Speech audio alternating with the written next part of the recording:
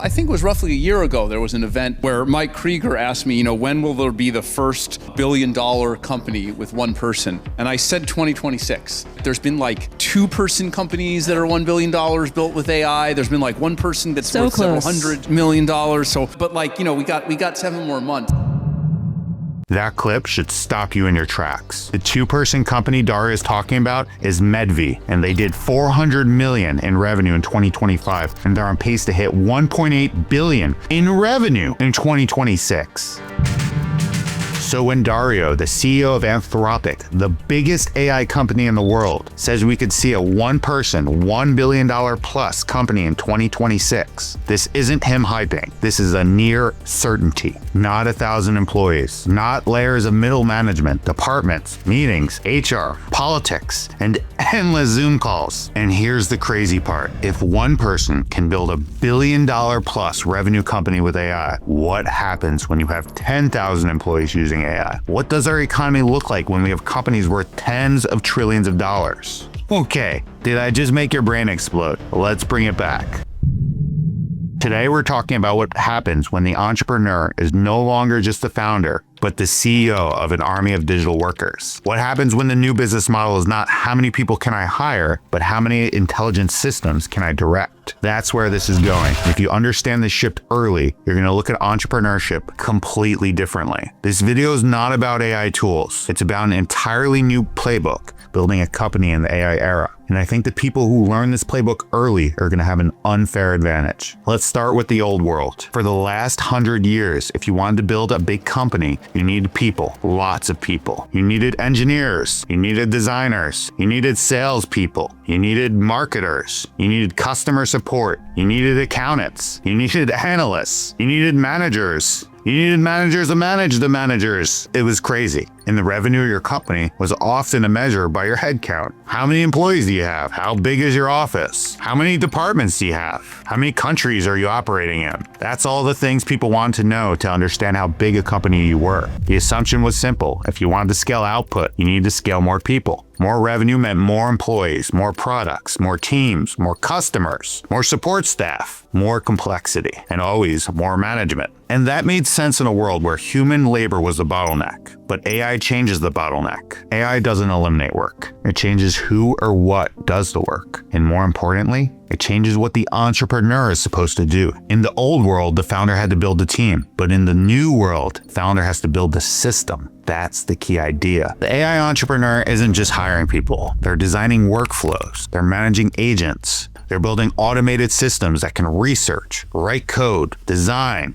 sell, analyze, support customers, and operate around the clock. The entrepreneur becomes less like the traditional boss and more like a movie director. You don't do everything yourself. You create the vision, you cast the roles, and you give direction. You review the output, you make the key judgment calls, you decide what matters, and then the system executes. That's the shift. And that's why the idea of a one-person, $1 billion company is not as crazy as it sounds. Now, to be clear, I'm not saying this is easy. I'm not saying everyone's going to wake up tomorrow, download an AI app, and become a billionaire overnight. That's fantasy. But what is real is the leverage available to one person has exploded. One person with the right taste, the right judgment, and the right systems can now do the work that required an entire team. And we're just getting started. Most people are still using AI like a slightly smarter Google search. They ask it a question, they get an answer. Then they go back to working the old way. But the real opportunity is not AI as a search engine. The real opportunity is using AI as a workforce. This is the difference. A chatbot answers questions. An agent completes tasks. A system runs a process. And a company is really just a collection of repeatable processes that create value for a customer. And that means that the future companies might not look like a traditional company at all. They might just look like one founder with a laptop, payment processor system, distribution channel, a product, and a swarm of AI agents doing all the work behind the scenes. One agent does the market research. One agent writes ad copy. One agent builds landing pages. One agent analyzes customer behavior. One agent writes code. Another agent tests the code. One agent responds to support tickets. One agent tracks the competitors. One agent creates content to market. One agent turns long-form content into clips. I'm running out of fingers. One agent does finances. One agent does legal. I mean, you're getting the idea. And this isn't science fiction anymore. This is the direction businesses are moving. Wow, this is too hard. That thought is gone. This is going to take a long time. That thought is gone. We're going to need a lot of people. That thought is gone. In the past, we code. In the future, we're going to write ideas, architectures, specifications. We're going to help them define how to evaluate the definition of good versus bad. Right. That's really what you're looking for. I think that every engineer is going to have 100 agents. You just heard from Jensen Huang, the CEO of NVIDIA, the company powering a huge part of this AI revolution. He basically said that the future of work is humans managing AI agents. And that line means everything because it tells you what skill is becoming more valuable. The valuable skill is not, can I do the task? The valuable skill is, can you define the task? Can you delegate the task? Can you judge the quality of the output? And can you coordinate multiple agents towards one goal? Can you turn all that chaos into an automated system? This is the new entrepreneurial era, managing intelligence. In the industrial era, entrepreneurs manage factories. In the internet era, entrepreneurs manage software. In the AI era, entrepreneurs will manage intelligence. That's the playbook. And I want to break this down into practical steps because if you're watching this and you're thinking, okay, this sounds exciting, but what am I supposed to do? Here's how I think about it. Step 1, stop asking what job AI can do. Start asking, what company can AI help me build? It's a completely different question. Most people are focused on replacing a single task. They'll ask, will AI replace coders? Will it replace writers, designers, analysts? That's not the most useful question for an entrepreneur. An entrepreneur should be asking, what business was impossible for me to build without a bunch of employees that I can now automate because I have a whole team at my disposal? What product was too expensive to create? What service was too labor intensive to deliver? What niche was too small for a traditional company, but's big enough for a lean AI-powered business? What customer problem could I solve if I had 10 great employees working for me, even if those employees were digital AIs? That's the mental shift. Don't think of AI as a tool that helps you write faster. Think of AI as leverage that helps you attempt bigger things much faster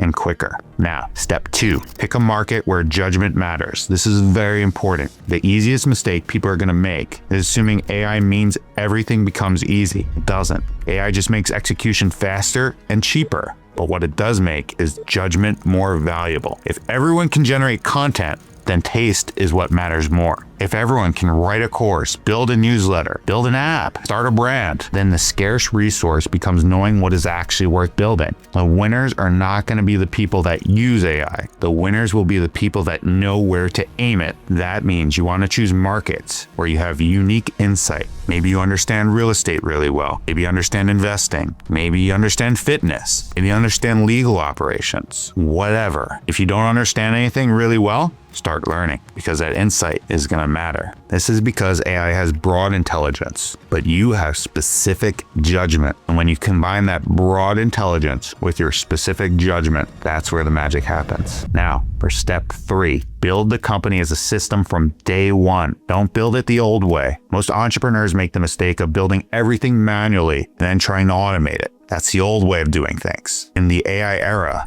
the better move is to systematize as early as possible because these systems are so capable. Think about how you can systemize this entire process with AI. Here's an example. Let's say you want to build a media company. The old way is come up with ideas, write scripts, film videos, edit clips, post manually, analyze performance, and repeat. Now, in the AI era, you build an idea generation agent that tracks trends in your niche. You build a research agent that pulls together background information. And you build a script agent trained on talking in your voice. You build a thumbnail concept agent. You build a clipping workflow that turns these long videos into shorts. Now you're not just making videos, you're building a content machine. Same person, completely different leverage. Or imagine a software company. The old way, find a technical co-founder, hire engineers, build a minimum viable product, raise money, launch, fix the bugs, you hire new support. But the new way, you use AI to build the first minimum viable product from the ground up. You use AI to generate test cases, to write documentation, to onboard users. Use AI to summarize support issues, to identify what users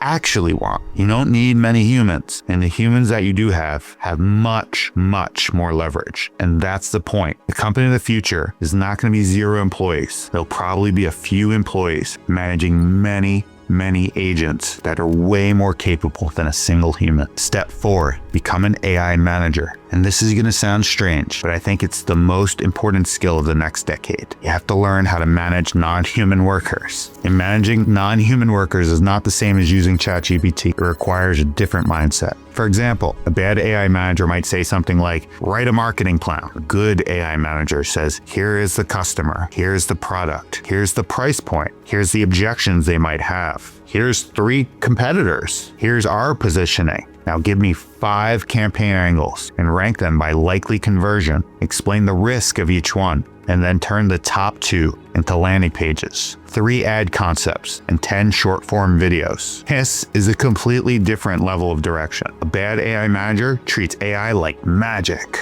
A good AI manager treats AI like a very, very talented employee who still needs context, standards, and supervision. This is the difference. The people who get incredible results from AI are not necessarily the most technical people. They are the people who can communicate what they want clearly. They can define outcomes. They can break down problems. They can spot weak thinking, and they can push for better answers. That is management. And in the AI agents world, management becomes a superpower. Step 5, build around distribution. This is a part a lot of AI entrepreneurs are going to completely miss. This is because AI can help you build almost anything, and that creates a problem. If everyone can build, then building is not enough. Distribution becomes much more important. Who can you reach? Who trusts you? What audience can you build? What customer relationships can you own? What channels can you dominate? What community can you serve? The future will be flooded with AI-generated products, AI-generated apps, AI-generated newsletters, AI-generated courses, AI-generated agencies, AI-generated everything. The question becomes, why should anyone care about yours? That's where brand, trust, taste, and distribution matter.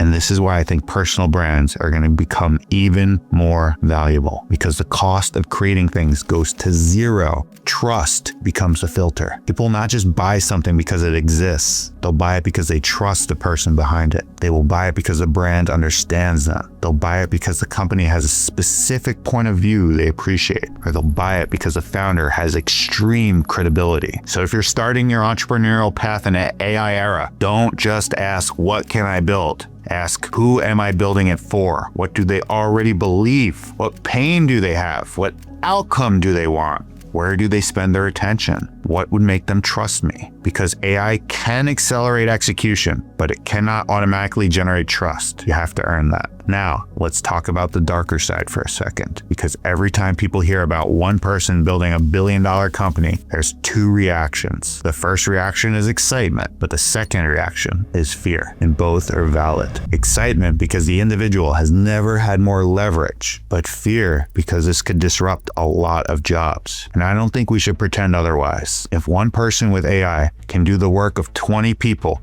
then yes, some traditional roles are going to change. Some jobs will be eliminated. Some entry-level work's going to get automated. Some companies will decide they can do much more with much fewer people. That's real. But here's the other side. Every major technological shift destroys some old paths, but it also creates new ones. The internet killed some businesses, but it created YouTubers, app developers, e-commerce brands, online education, SaaS companies, digital marketing, remote work, and so many more careers. AI will do the same thing. And the danger is not that AI exists. The danger is refusing to adapt. The people who cling to the old model may get crushed by the new model, but the people who learn the new model and adapt and build things that were previously impossible. And that's the opportunity. This is not about becoming more productive at your current job. This is about asking, what could I create now that I could never create before? What business could I have started now that would have required tens of millions of dollars and hundreds of employees 10 years ago? What problem do I understand deeply that AI can help me solve? That is the entrepreneurial question of the AI era. And I want to make this very practical. If I was starting from 0 today, this is the playbook I would follow. First, I'd pick a niche where I have some strong insight.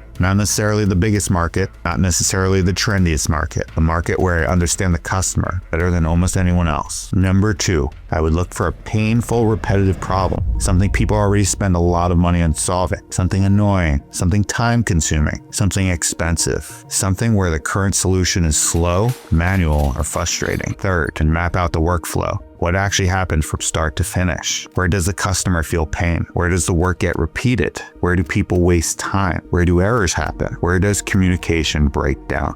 And fourth, I would ask which parts of this workflow can AI do today? Research, writing, summarizing, scheduling, coding, customer support, lead qualification, reporting, design, data analysis, documentation. What can it do today? And fifth, I would build the smallest possible AI-powered version of the solution. Not the perfect company, not the highest quality, the smallest useful version, minimum viable product, a landing page, a demo, a prototype, a service, something a real customer can react to. And I would get as much feedback from the market as fast as possible, because AI can help you build quickly, but at the end of the day, the customers are going to tell you if this thing's useful. That'll never go away. The market is still the judge. I would keep turning repeated work into systems. Every time I do something twice, I ask, can this be automated? Can an agent do this? Can this become part of a checklist, prompt, a workflow? That's how you build leverage. You don't just use AI randomly. Convert repeated work into repeatable systems. And over time, those systems become a company. And that company could be your billion-dollar company. If you enjoyed this video and you want to go deeper into the future of work, we talk about how the work transition is going to happen and will be very different depending on which type of industry you're in. Some professionals will even be getting a significant raise, and it's already happened in some industries. But how this plays out will vary wildly depending on which industry you're in.